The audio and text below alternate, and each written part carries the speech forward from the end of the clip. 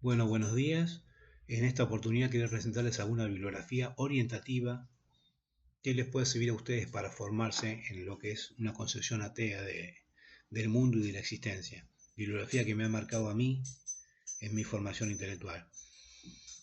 Hago esto porque yo no veo sustancia en los argumentos de los ateos que aparecen en Internet. La mayoría de las veces les falta formación. Esa es la principal falencia. Y falta de conocimiento del estudio crítico de la Biblia, que yo mencioné en un video anterior. En principio, este libro, llamado Razonamientos Ateos, del autor argentino Ladislao Badas.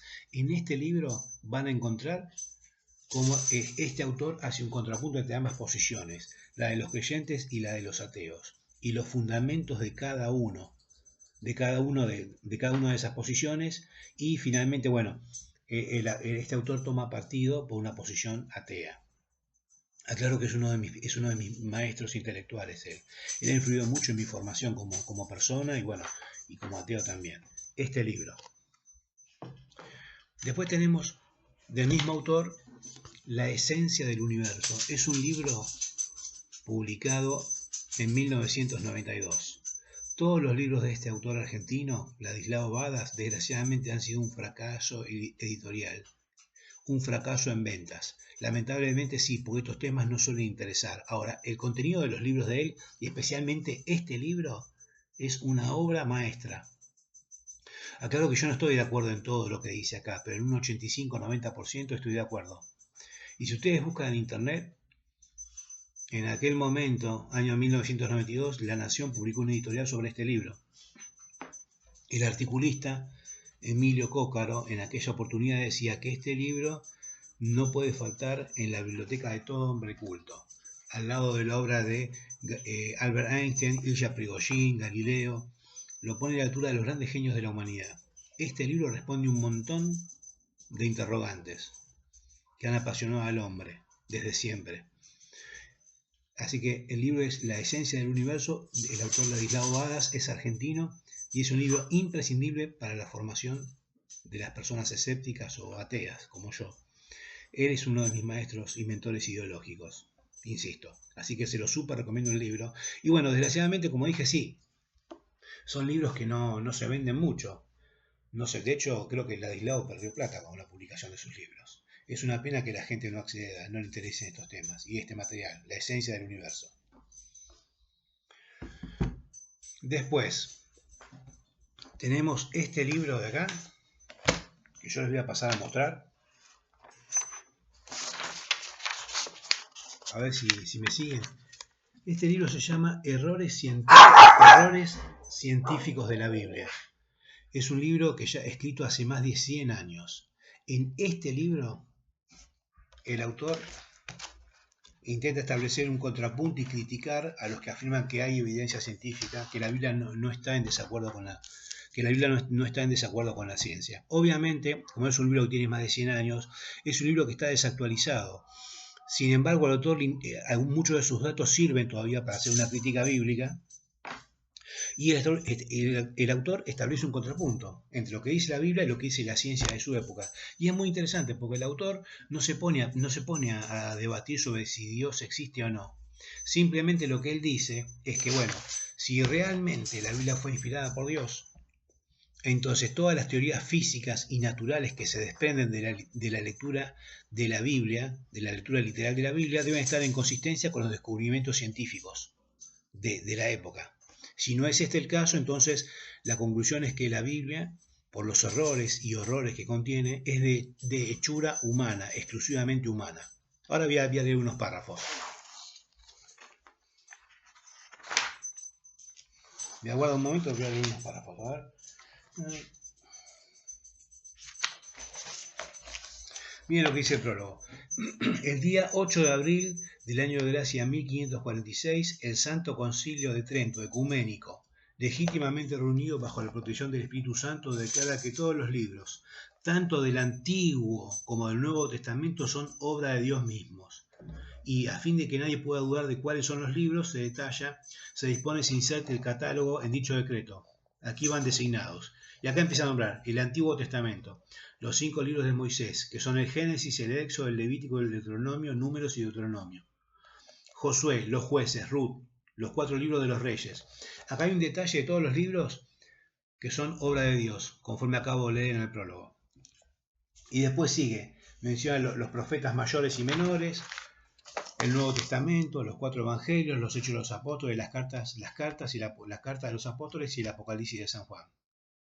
Y agrega que si alguien no admite por sagrados y canónicos todos estos libros completos con todo lo que contienen, tales como es costumbre usarlos en la Iglesia Católica y tales como están en la antigua edición Vulgata Latina, que sea anátema.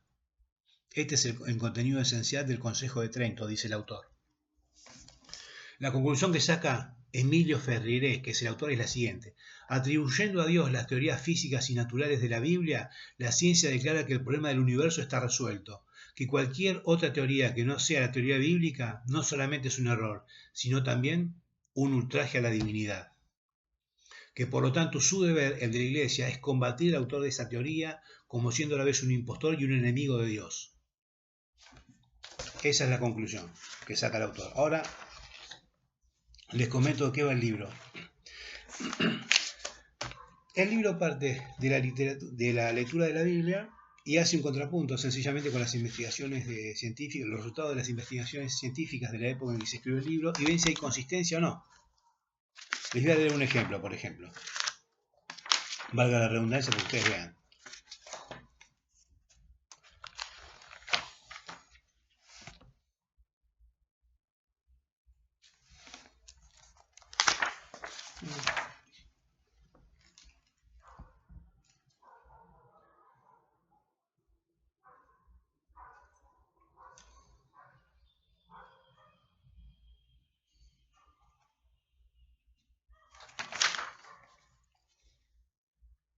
Acá tienen. Bueno. Ustedes saben que según la Biblia las estrellas son lámparas. Escuchen esto. Miren. Dijo Dios, Génesis 1.14, dijo Dios, que haya lumbreras en el firmamento del cielo a fin de separar el día de la noche y que sirvan de señales para marcar el tiempo y las estaciones, los días y los años. Versículo 15, que esas lumbreras luzcan en el firmamento del cielo a fin de alumbrar la tierra, y así fue. Es decir, como dije al comienzo, para la Biblia las estrellas son simplemente lámparas. Después tenemos, acá está la cita, Salmo 35. Versículo 7. Al Señor, al que ha creado las grandes lumbreras, el sol para que presida el día y la luna para presidir la noche. Jeremías 31:30. He aquí lo que dice el Señor, que ha erigido el sol para que sea luz del día y que rige el curso de la luna para que sea la luz de la noche.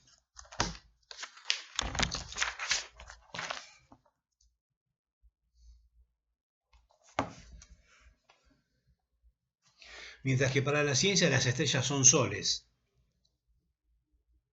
alrededor de las cuales pueden generar verosímilmente otros planetas. Entonces hay un contrapunto entre lo que afirma la ciencia y lo que afirma la Biblia, que las estrellas y el sol son en realidad lámparas que Dios puso. De la luna lo mismo, la luna es como una lámpara para presidir la noche.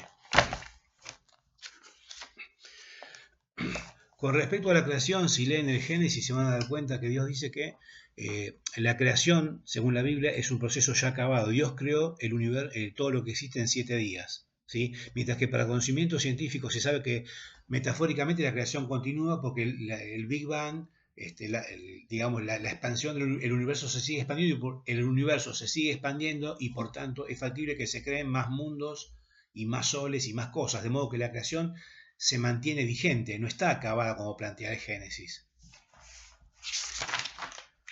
Ahora vamos a leer las conclusiones de este capítulo. Acá está todo detallado.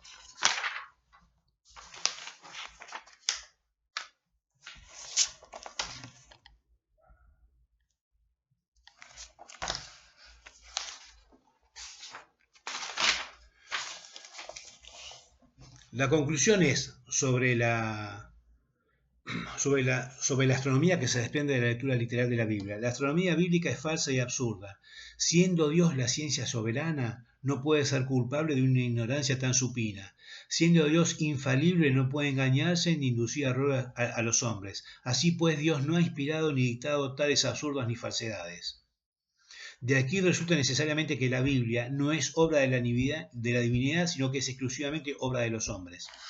Es decir, en este libro, como expresé al comienzo, llamado Errores Científicos de la Biblia, que nunca lo vi mencionado en ningún sitio de internet, en este libro se hace un contrapunto entre las teorías físicas y naturales que se desprenden de la lectura de la Biblia y las afirmaciones científicas, para mostrar que efectivamente no hay compatibilidad alguna y que son tan absurdas las cosas que dice la Biblia que no pudo haber sido redactado por una mente superior, sino por personas comunes que eran ignorantes y tenían nociones erróneas. Ustedes saben que según la Biblia, también acá está este libro, según la Biblia, ¿saben cómo se produce la lluvia? Resulta que hay almacenes de agua en el cielo. Entonces Dios abre las compuertas y cae el agua. Lean Malaquías 3:10. Entonces este libro es fundamental porque pasa revista a las teorías biológicas que se desprenden de la lectura de la Biblia, a las teorías físicas y naturales, y muestra efectivamente las grandes contradicciones que hay y que hay una incompatibilidad absoluta. Pero insisto, es muy interesante porque el autor no dice Dios no existe. Lo que dice el autor es simplemente que son tan absurdas las teorías que se desprenden de la lectura de la Biblia que es imposible que una mente superior las ignorara, y menos si esa mente superior fue la que creó todo lo que existe. Entonces tenemos razonamientos ateos, la esencia del universo que les acabo de mostrar y errores científicos de la Biblia. Y hay mucho más. Una aclaración importante. Con respecto a la lectura de la Biblia, porque es muy común la crítica que nos esgrimen los creyentes a los ateos de que nosotros interpretamos todo literalmente y ese es nuestro error. Mi contestación a eso es lo siguiente. Las palabras de la Biblia, de cualquier texto sagrado de cualquier religión, deben interpretarse con el sentido que tenían en la mente de quienes escribieron, con el sentido que tenían en el contexto en que fueron escritas. Evidentemente, es cierto, hay muchos pasajes bíblicos que son claramente metafóricos. No hay duda de eso. Por ejemplo, cuando Cristo le dice a los fariseos, ustedes son lindos parecen sepulcros por fuera, bien cuidados, pero por dentro están llenos de podredumbre y de huesos de muertos, es claramente una metáfora, ¿sí? Ahora, cuando se dice que Dios creó que Dios creó todo lo que existe en 6 días y el séptimo día descansó, eso tiene que ser tomado literalmente. ¿Por qué? Porque en esa época la noción que tenían ellos y el concepto que estaban manejando era ese. Ahora, que ustedes me digan en 2026 que eso en realidad es una metáfora, es una interpretación desde el hoy. ¿Sí? Generalmente lo que suele suceder es que todo lo que conviene y lo que no entra en franca contradicción con el conocimiento del sentido común se interpreta literalmente. Y todo lo que trae problemas con la lógica se le da un sentido metafórico. Pero insisto, tienen que ser interpretadas las palabras de la Biblia en el sentido en que fueron redactadas, en el sentido que tenían en la mente de quienes escribieron esos textos, en el sentido que se le daba en ese contexto cultural. Así tiene que ser interpretado. Entonces, cuando Malaquías 3:10 dice que se van a abrir las compuertas del cielo, o que el Génesis dice que hay aguas, que Dios dividió las aguas que están debajo de la tierra y las aguas que están arriba de la tierra. Están asumiendo que hay un almacén de aguas en el cielo, entonces que las compuertas del cielo se abren y cae la lluvia. Bueno, pero en el cielo no hay compuertas y no hay almacenes de agua. La ciencia sostiene otra cosa, nada que ver. Hay un ciclo de la lluvia, y digamos el sol calienta el agua, surge el vapor, después se condensa y cae en forma de lluvia. Eso no está en la Biblia. La Biblia dice que hay compuertas y que hay compartimentos de agua. ¿Sí? Y si me dicen que es una metáfora, les digo de vuelta, deben entender la Biblia en el sentido que tenían las palabras para las personas de la época y según ese contexto cultural. Porque si no diríamos, bueno, la resurrección de Cristo entonces podría ser interpretado simbólicamente. Quizás fue un símbolo también. Entonces, como eso es muy difícil de cuestionar, se lo acepta literalmente. Pero ¿por qué no decir que también es un símbolo? O sea, es decir, no está claro el criterio para establecer qué es simbólico y qué es literal. Entonces, con eso, las tesis religiosas son inmunes a la refutación. ¿Correcto? Entonces, estos 3 libros son básicos. Hay muchos más. Los menciono porque, insisto, rara vez se mencionan en los debates. Rara vez. Así que bueno, con esto me despido y próximamente voy a sacar otro libro. La muestra de otro libro más que me parece que es muy contundente. Que rara vez los ateos usan. Así que bueno, me despido y hasta la próxima.